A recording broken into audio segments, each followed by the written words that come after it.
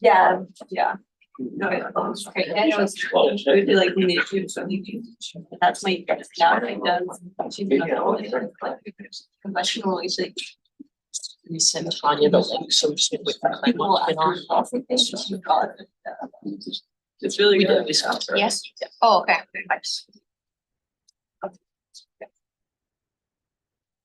Yeah.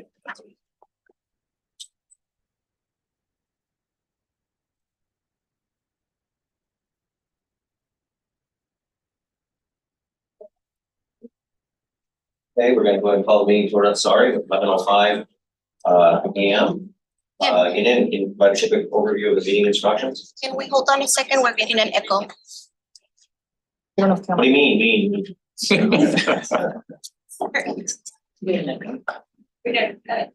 You are completion. I think you should turn to on. Yeah, we need Claremont. Yeah. We're just waiting for Ed to log on. We need Claremont to be logged Turner, you can turn these on and off when we talk, or don't turn them on and off. Yes, when you speak, you can turn them on. Turn them on. Yeah. On, turn on. Can you? When we're speaking? Yeah. I was just kidding, it's a test run.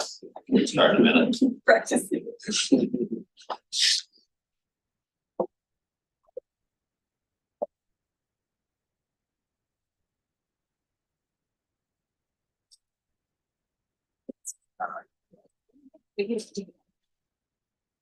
Or they, I know they just.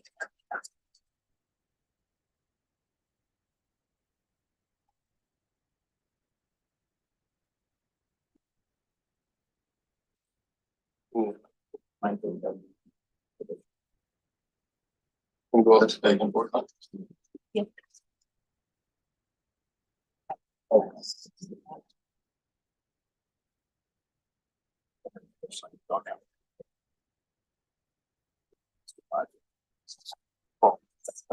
Got it. Good. Right.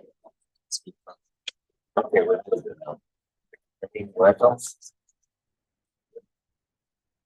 start the meeting at 11:07 AM. Can you provide a quick overview of the meeting instructions, please? Yes. We are holding this meeting in compliance with the Brown Act rules relating to telephonic video conference meetings.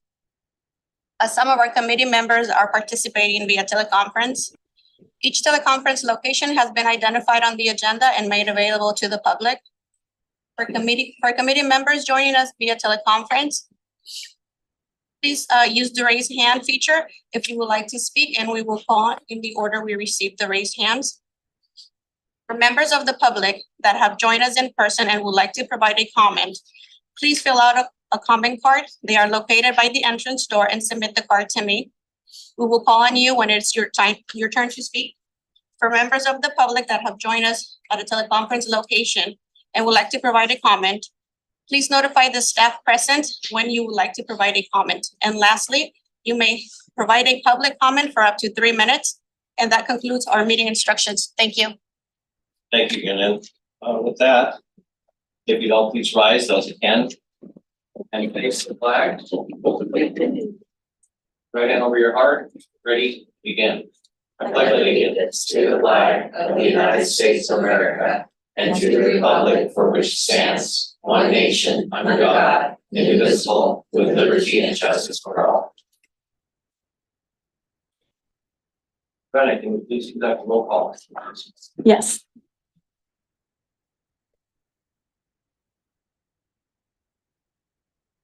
Chair Hepburn, Present.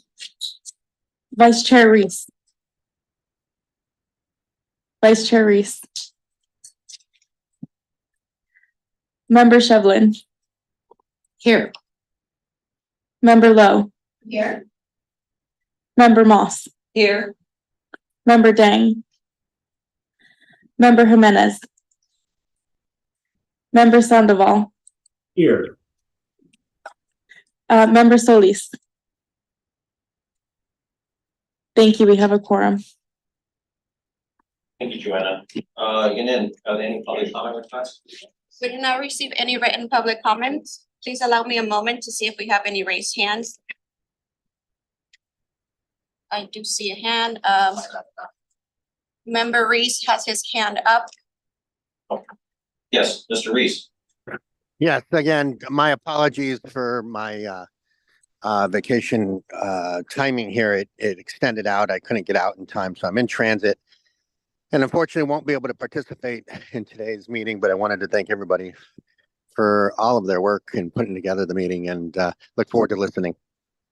Thank you, Mr. Reese. Consent calendar, you didn't enter any public comment requests on any of the consent calendar items? We did not receive any public comment requests by writing. Please allow me a moment to see if we have any hands. I do not see any hands. We may proceed.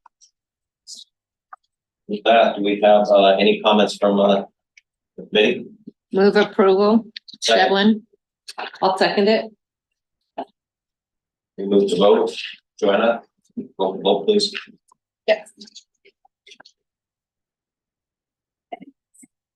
President Hepburn, Present. Yes. Yes, and vote. Vice Chair Reese, Member Shevlin, Yes. Member Lowe, Yes. Member Moss, Yes.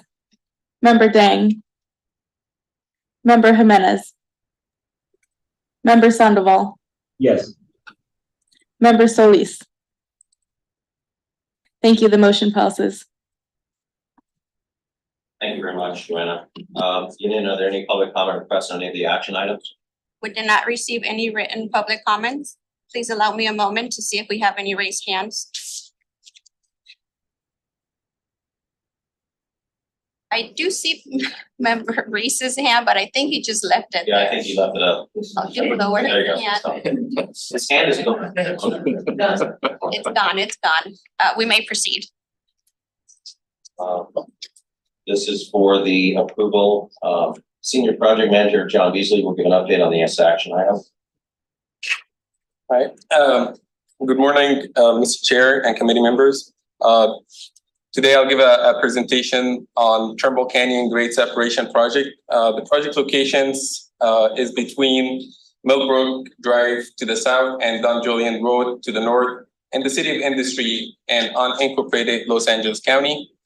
Turnbull Canyon Road will be elevated above the Union Pacific Railroad and San Jose Creek. The project work includes vehicular bridge, pedestrian steel bridge, storm drain improvements, sewer and water relocations, and relocations of existing dry and wet utilities. Next slide. The project is fully funded and has sufficient funds to be completed. The final cost for the construction cost is within the range of anticipated cost that has been already incorporated as part of the final project budget.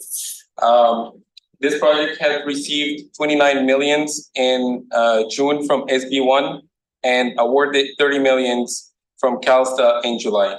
The project funds for constructions has about 72% of grant funding, 5% of surplus properties, and 23% from local funds, Measure M. Next slide. The project milestones, the project was advertised on September 7th, with bid opening was held on October 12th.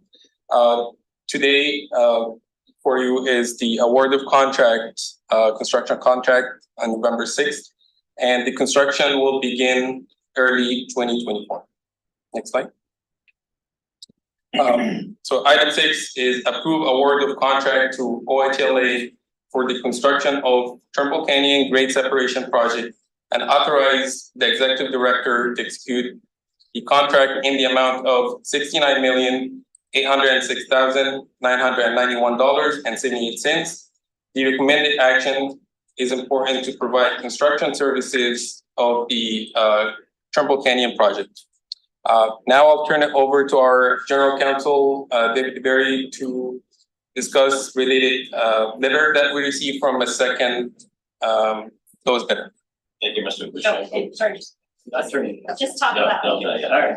Yeah, there was I just wanted to bring to the attention of the committee that late last week we received 2 letters from Stacy and Whitbeck they were the second lowest bidder on the contract, and essentially it raised some issues that it saw, at least in its OHL bid. I will note from the outset that the letters were received after the bid protest period, so it's not a valid bid protest. But there was one contention in the letters that is changing the recommendation that staff is making to the committee, and that concerned the timing of the certifications for small business enterprise subcontractors of OHL. They were supposed to submit those certifications at the same time it submitted its bid, but instead OHL submitted them 5 days later. At the same time, it submitted its good faith effort documentation to meet the SPE goal of 12%. So that is a bid irregularity. But the key question for the committee is whether or not that bid irregularity was material in responding to the bids. And typically it's material if it gives the lowest bidder a competitive bidding advantage or somehow materially deviates from what was required in the contract. Staff took a look at that, and we could not come up with any such scenario where that actually gave OHL a competitive bidding advantage. And Stacey and Whitbeck on their part did not make any contentions that it gave OHL competitive bidding advantage either. So the change in the recommendation is to waive that particular irregularity and still award the contract to OHLA. I guess the question is then, there is no financial dollars attached to that. It's more of the function and how they presented their bid, that they presented the SPE 5 days later than the other contractors that were bidding on that. Is that correct? That's correct. It didn't affect bid price or how they calculated their bid. I would say as a contractor that it's very important to follow the bid documents, follow the process. That way this kind of thing doesn't happen in the future. It's to make sure that all those documents are in place before we receive the bids. And if those are not, I think there needs to be some kind of a situation where you don't want people to contest a bid when it's not done correctly. They did not follow it properly. I would say that's not a financial endpoint, so it's really negligible. But the point is following the process is extremely important, especially on a $69 million project or $69 million project. It's very important to follow that. So, but by what you say, it's not affecting the bid. It's not a financial thing. It's just the SPE. They probably submitted it. It was in line. Is that correct? That's correct. They did, and we did have our labor compliance consultant review their good faith documentation, and they found it to be adequate. So we do believe they met the absolute. They didn't meet the requirement for 12% contracts for the SUV subcontractors, but they did meet the good faith requirement, which is a requirement in the contract. Again, didn't affect price. We should not let this happen again. It should be done in properly. With the bid documents should be followed correctly. Then we don't get into situations where if it wasn't priced, then it would be throughout the contract. It was probably least expensive, but yet they didn't follow that. Do we have any questions? Any public comments? Yes. My questions. I think Dave, you mentioned that this was received post the appeal period, so it's really not anyway. So the remedy is not to undo it. Would that be correct? Well, yeah, it's not a legitimate bid protest. So in other words, if for whatever reason, there was a legitimate protest, if the committee didn't uphold the protest, the second lowest responsible bidder would have a potential remedy in court, but since they submitted the protest late, we do not. Chair, and when you were talking about the good faith documents, how does that exactly relate to the late filing of that particular requirement? Well, the requirement was to submit the certifications for your SPE contractors at the time of the bid. Mm-hmm. The second requirement was within 5 days, you have to submit your good faith efforts if you in fact don't meet that 12% goal. Okay. OHL, in its response to some of the contentions made by Stacey and Whitbeck, stated that they thought there was an ambiguity in the contract, which thought those two documents were to be submitted at the same time. Whether there was an ambiguity is debatable, but again, the key question is Did this give them a competitive bidding advantage, And it didn't. or was it a material Mhm. deviation? Had they not submitted their good faith Mhm. documentation, that would have been a material Mhm. deviation. Thank you. Any other questions? For Mr. Barrett? Supervisor Solis. Supervisor, yes, Supervisor Solis, Hi, hello. good morning. Sorry, I'm a little late here. I was in another meeting, but I did have questions, I think some of which were raised by other members, but how do we go forward so that this doesn't happen? And is there a corrective action plan? Because I think that we are opening ourselves up to litigation, even though we may not see it right now, but moving forward, I don't think this action, in my opinion, gives me a sense of security that you know, there could have been things done better. And I am concerned about if someone came in and was a little bit below what we expected on the SBE goal, that you know, how are we addressing this initially in the RFP or the solicitation so that people fully understand what the expectation is? So can I have staff respond? Can address at least part of it. So every contract, not every contract, but most contracts have a goal for awarding subcontracts to small business enterprises and sometimes to disadvantaged business enterprises. And that's just a goal. If the prime contractors can't meet that goal, then they are required to submit good faith documentation of all the efforts they made to, in fact, meet that goal. So those were the requirements here. The contractor in this case didn't meet the goal, but it did meet the requirement of good faith efforts to meet that goal. On a going forward basis, what we can look at is OHL's contention that there was some ambiguity in the contract documents on when it was supposed to submit its certifications. We can take a look at that and maybe determine one way or the other. But in this particular case, while it was late, it did not affect their bid. Just moving forward, we've dealt with this quite often at Metro. And I think that we have our team there that really can help provide better outreach and hold perhaps some kind of bidders conferences or whatever. Even, and I get it, we want to move quickly and nimbly, but I do think in the future it would be helpful that we set that goal. We set that goal as a board that we do want to see our contracts, when feasible, really reach the SBE goals and outreach and check and have a checkoff list and perhaps even metrics there that can help us to encourage people that we want that to happen. We're doing that right now at Metro, and I'm happy to have our staff or Metro work with you all to see how we can maybe look at something very similar. It's already being practiced by Metro. If you folks are open to that, I'm happy to see how we can connect staff appropriately. Sure, and I don't know if you were on the line, Supervisor Solis, but I think the COG is certainly open to that. But we do also have a consultant that assists in that compliance as well. That's fine. I think it's good though to always look back, review, and then figure out where we can make improvements. So moving forward, I would like to see that because we have a lot of economic opportunity and growth here for our communities, and obviously we want to encourage their participation in any way that we can. So I'll look forward to more clarity from the staff on this, and I'll have my staff follow up. Thank you very much, Mr. Chair. Supervisor Solis, very good points. Any other discussion? I'll take the motion. Section. Okay. Joanna, roll call, please. Yes.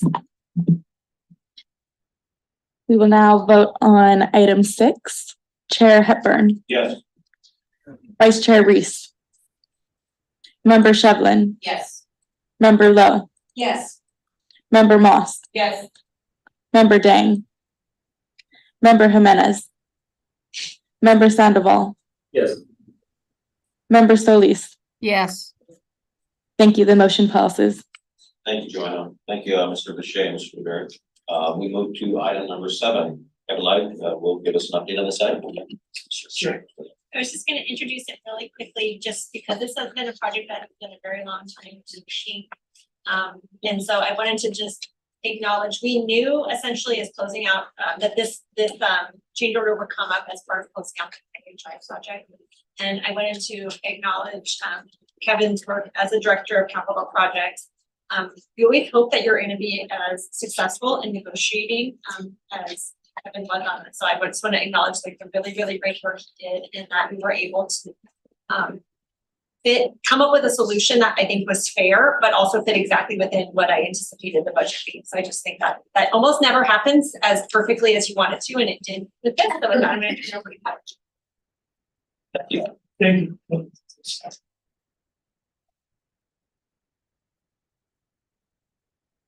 Thank you, Chair, Vice Chair, members of the committee. The February project was substantially completed and driven Minnesota was held in July of this year. The roadway was reopened to the public the next day with the improved safety as the roadway and the tracks are now made accessible. Now, during the course of the construction, the contractor encountered numerous issues and delays which added to the cost of the project.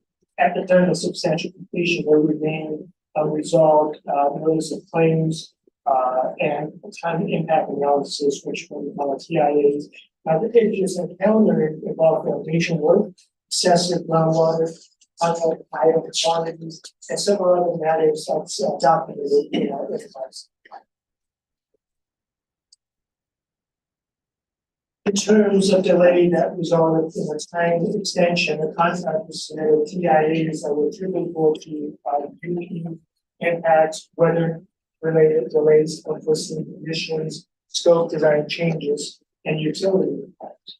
The total number of time impacted through the submitted TIA amounts to 427 days. Staff determined that 241 days were noted, and out of those 241, 161 days. As well as the critically impacted projects.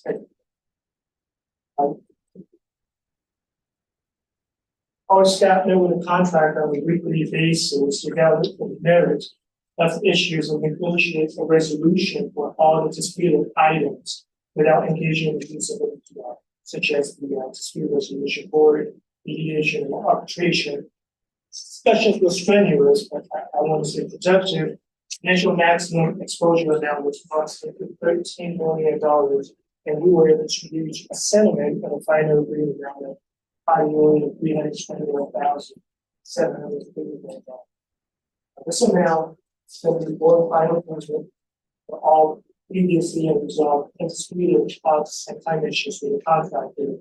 I want to thank our staff for achieving this administrative milestone. Within the next couple of months, we're looking to complete all country work, reconcile all contract and issue a final progress made to the contract. Presentation.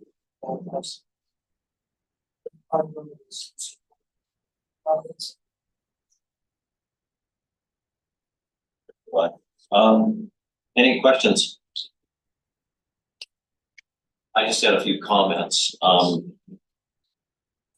The original two extras that were 1 and 2, which amounted to, which was the Lemon 60 and the UPRR improvements. The Lemon 60 was $19,685,000. The UPRR was 48,185. And then we had the 32 change orders, which amounted to $27,712,275. These, the two first change orders, which is 1 and 2, those were those betterments by the city and then UPRR. Did they pay for the 30 million, 33 million, and the 160? How did that pay for that? That was the city. So my understanding, the amendments, that were 1 and 2, they were sort of a change in scope to the project. The change orders generally within the scope of the project. Amendment number 1 was an added amendment in a change project, which is sort of outside. We kind of take a look at Fairway, the next freeway operating. So it's added scope to the project. amendment number 2 was also added scope that says that because before my understanding was the original contract is out to shoot contract. So it was something that was that scope. I just want to add for Lemon, because it's a little bit confusing to me even, but the Lemon project was actually done to support advanced work on 5760 interchange, but because it was close to Fairway, we basically used the same principle to do it, but it was funded by the cities, and then there was back in 2018, the COG governing board dedicated like $5 million to it. So it's, while it was done by the same contractor, it's sort of a separate project that was done under the same large umbrella. It wasn't directly related to. And I think that's what I'm getting at, because in all essence, with the extras and with the 2 change orders, you had 115% basically overage of the actual original contract of 71,985,253. And I just want to make sure that everybody knows that where these dollars came from, and they were properly received, and these projects were done. And then the 32 change orders with the amount of the contract, I mean, that's fairly within reason. And I do appreciate the fact that you did the negotiating that close this out. That was quite a large project with a lot of different items that made it happen, but absolute necessity. I just want to make sure people know that we all watch the money. That's very important, because this is our tax dollars in work, and make sure that when these occur, if you would look at these numbers and say, oh my gosh, it's 115% overage. But at the end of the day, we had 2 major change orders that were by the Sgvcog tracks, which is the PRR, which is the railroad, and you've got the Lemon 60, which is part of that. And then you have $27 million in change orders, which, on a $71 million project, that's not that far out. But that was legal. It's a lot of money. I want to make sure they know where the dollars are coming from. So, any other questions? Mr. Chair, Yes. I had my hand up. I'm sorry. I'm sorry, Supervisor, please. Yeah, I concur with a lot of what you've said, Chairman. I would just say going forward, and I'm not clear on this project, who the design team was. Can you provide that? I mean, can staff provide that? Who was the design team on this project initially? Jacobs, okay. Just moving forward, because they've done so much work, Jacobs, with Metro and with the county in so many ways.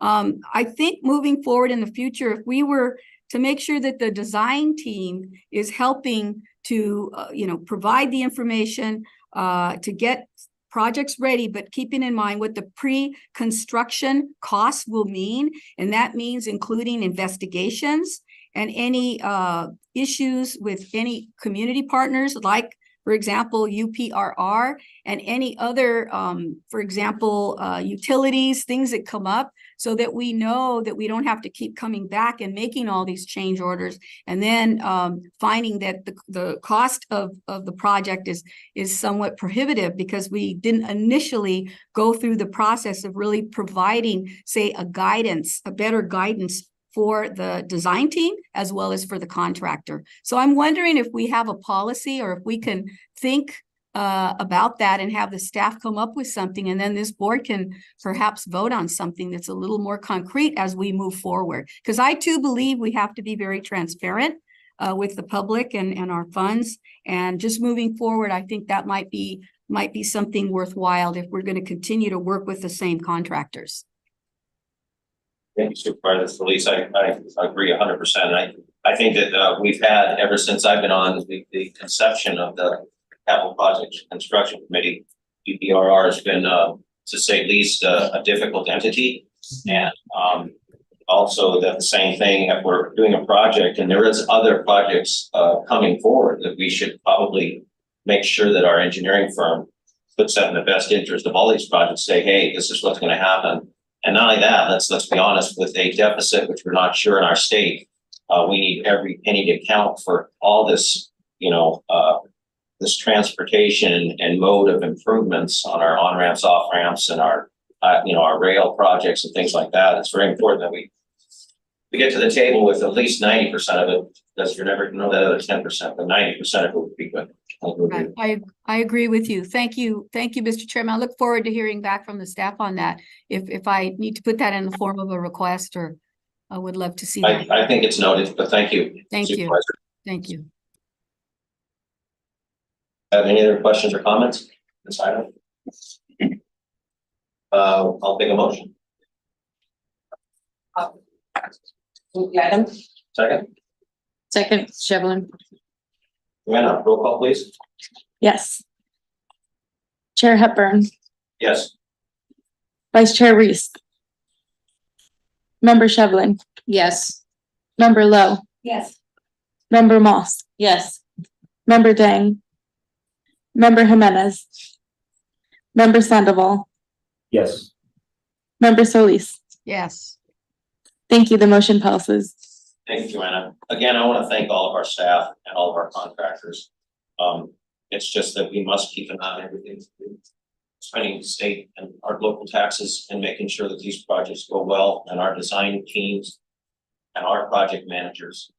This was quite a tough project to do, as these grade separations are. And then you throw another couple items in there that are big projects, you know, almost amounting to 2/3 of the original budget. Although they got done, it was great, and we have the monies for them and everything else, but everybody did a great job. It's just we must keep an eye on them. With that, update items. You know, any public comment requests on any of the update items? We did not receive any written public comments. Please allow me a moment to see if we have any raised hands. Not see any hands, we may proceed. Would you like an update on the director report on reputation? Yes. Directors monthly reports is attached to the agenda for this meeting's review. The environmental mitigation monitoring report is also attached, and the monitoring templates in compliance with our environmental requirements. There is one of the items I would like to bring up. Exciting news is that we have a new senior project manager joining our team, Mr.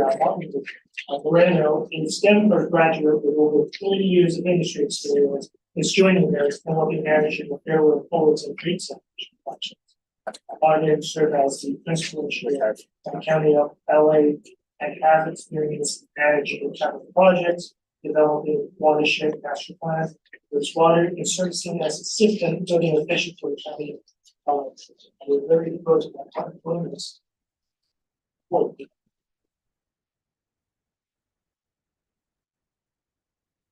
Thank you. Just want to thank everybody. I'm excited to be here, excited for new challenge, and look forward to working with everyone here. So thank you. Supervisor Solis. Sorry, no, I don't have any questions. I'm sorry. I'm gonna lower my hand. Welcome. Thank you.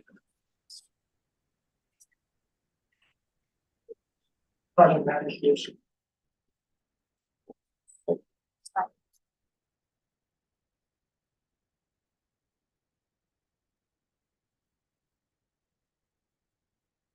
Okay, so construction on the Diamond Bar Golf Course continues. Next slide. That looks good, by the way. I'm out here every single day, and it looks better and better and better. It's an unbelievable project you guys have done, and also with the 5760, already starting that the roundabout, and already, I mean, it's just amazing how fast this construction goes. So I didn't want to jump in. I know, thank you. I drive by it. Somebody notices it, right? So I'm driving a Diamond Bar. So this is the west side of the golf course. It's pretty much done. All those areas where there's no grass, we did turf production. So we're just trying to reduce the amount of grass, and we're putting in an amount of water we're using on the greens. Right there, the new main poles are up. So west side is completed. Next slide. The greens are one of the critical parts of the grass of the golf course. So this green has 3 months of growing period. So by the end of this month, all the greens are going to have 3 months of growing period, with the first one having 4 to 5 months of growing. So it's going good. The greens are going good. Next slide. And lastly, the maintenance building, we're putting the final touches. We are putting an electrical charger there for EV charging. This month, we're going to wrap up construction with just punch list work. And we're working with the county and handing over the maintenance of the golf course to the county. Their plan is to reopen sometime early next year. I can answer any questions on the golf course. Great job. It's looking great. I just had a comment, Supervisor Solis here. I know that Parks and Rec are going to be taking it over for at least a 2-month period. And I just wanted to let folks, understand that Parks is really trying to make sure that they continue to maintain this property and until we fully, complete our role and then turn it over where it appropriately needs to be placed. So we just want to make sure that there's no disruption to the grounds as well as allowing for the seating and the turf to really to grow and be in a better place so that folks like our chairman and others can go out there and golf in safety. Thank you. Thank you, Supervisor. So for the 5760 confluence, right next door to the golf course, next slide. That upside down HEC, it's going up, it's embankment and the future fill for the new retaining walls. So what you'll see is the little loop is the new on-ramp for the eastbound 60. To the right, that's the new off-ramp that's going to come off the freeway. What we have to do is build embankment up, wait 120 days for settlement to kick in. Once we do that, we can start building the retaining walls on the outside edges of that. Next slide. As you can see, that's behind that upside down H in the previous slide. That is also going to be a retaining wall that's going to go a little bit higher than what's in there. Right now, we're putting embankment. We're done with the foundation system. So right now we're just building, bringing in trucking, bringing in all the dirt that we need. Next slide. And on Golden Springs, the SR60 connector, we're widening that connector. So what we're doing right now is working on the foundations. We've reduced traffic to 1 lane on each direction underneath on Golden Springs. So in this month, we're going to pour the concrete for the abutments, the vents, and then we can start working our way towards widening it at the top. I can answer any questions on the 5760 project. Thank you.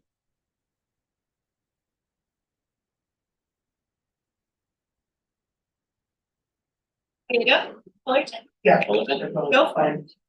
Yeah, okay, sorry. I've been here, I've been here a whole 3 weeks, but I'll try to give you sort of an update of where we are with the Fulton Road fix project. So what you're seeing there, those are the center bridge abutments on Fulton Road. Those are going up. You're seeing the steel cages and in the piers. This is the southern part of the bridge that's going to get built first. What you see on the right is the temporary tracks for the shoe fly. Thanks. Once again, it's a little better picture of what's going on. As you see across, as you're looking across, that's the western abutment of the northern, I'm sorry, the southern part of the bridge.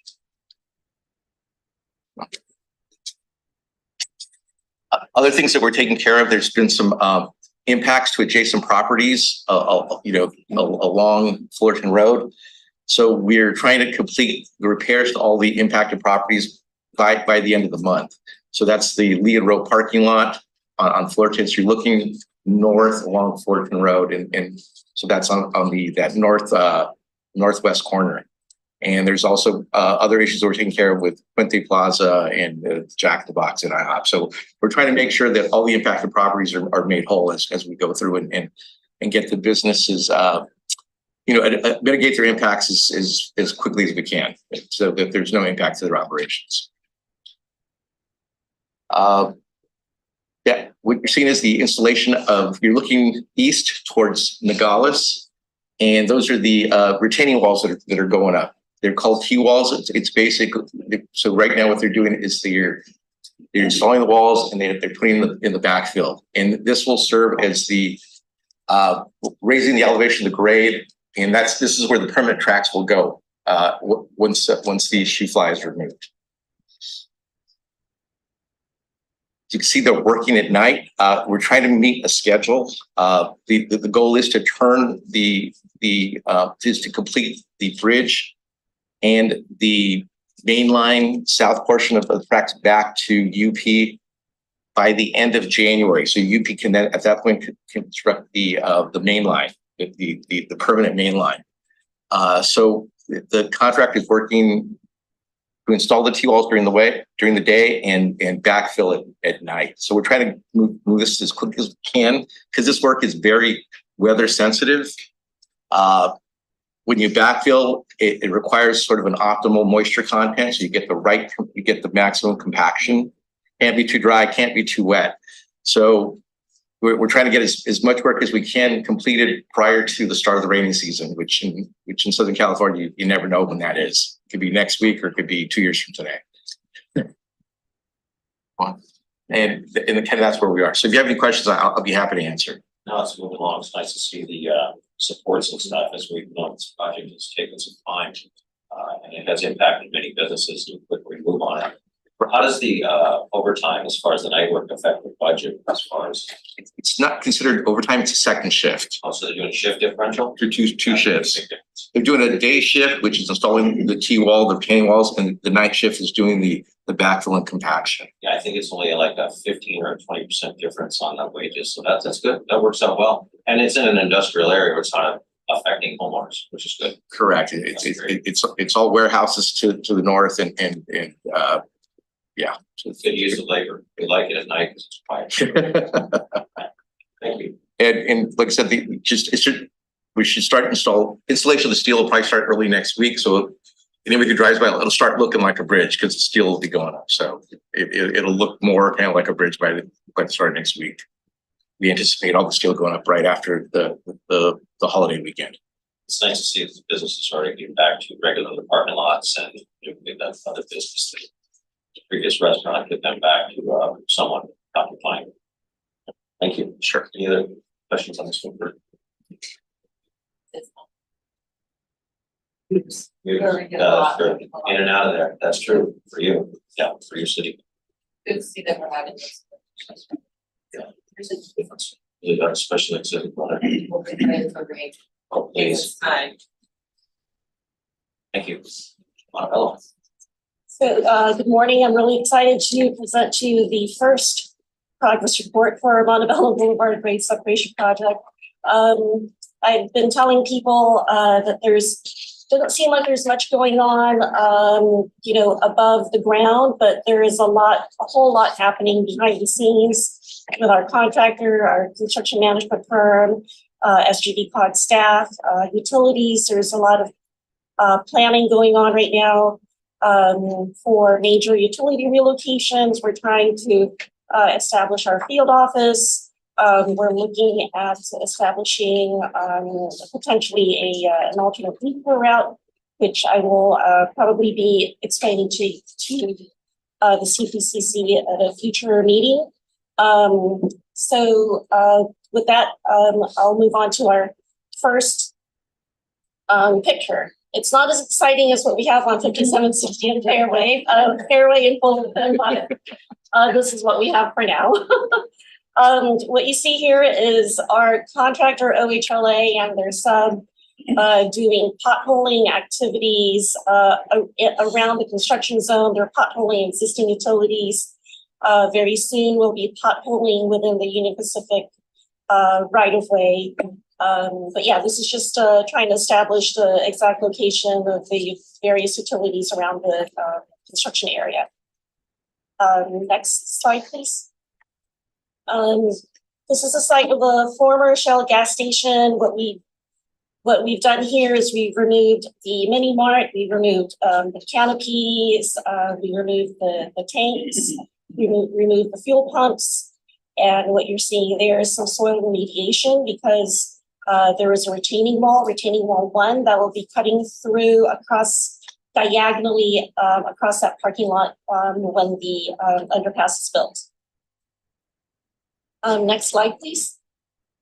This is just a slide showing the properties that have been acquired by the San Gabriel Valley Council of Governments. These are the properties that are going to be eventually demolished. We're hoping to see demolition activities starting next month. What's happened in the last couple of weeks for these properties is we've done abatement work for lead and asbestos. And we're preparing now to, like I said, do the demolition of the buildings and structures in early December of next month. So next month.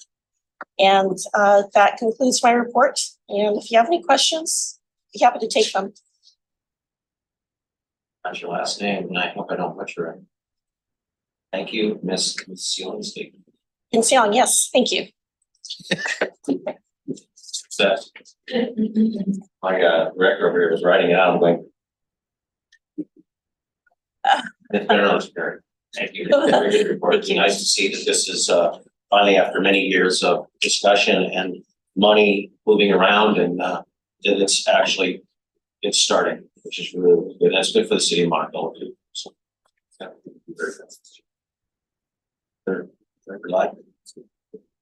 Thank you. Thank you for the reports. My report, please report that in late September, staff submitted a US DOT grant application through the Reconnecting Communities and Neighborhoods program, requesting $13 million for the Pomona Ag-Grade Safety Improvements project to complete safety improvement measures and pedestrian bicycle facility upgrades at 2 ag-grade crossings at Main Street and Palmera Street in the city of Pomona to enhance safety in the downtown Pomona area.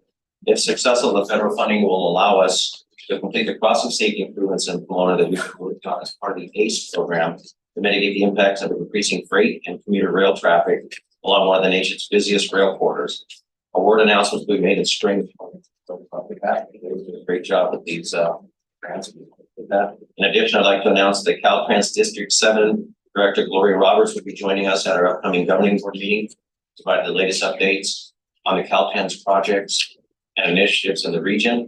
We'll also have a presentation from LA 28 Metro on the transportation infrastructure plans, the 2028 Olympics and the Paralympic Games in Los Angeles. And I'm glad to see Caltrans because I don't know if you've all noticed, but they are starting to move on our freeways to clean up after many, many years of not. I mean, COVID majorly affected them, but we also have homeless populations on a lot of our on-ramps. In our little area of San Dimas, Laverne, where they've made encampments, and just not a good place for anyone to be on a freeway. And we asked that Caltrans would come because there are some other cities that were promised sound walls, things like that. And it's very important that as a COG with all of our city members that we let Caltrans know that our communities need to be cleaned up. They need to get back to their schedule to make sure that our on-ramps, off-ramps, any Caltrans owned properties are kept up. Because as we all know, our budgets in cities are very tight. We don't have that kind of money. And I think that this is going to be really, they're doing it already, but this is a good time for us to discuss and find out plans so that our communities can be taken care of. Any announcements from members or comments? Our next in the council.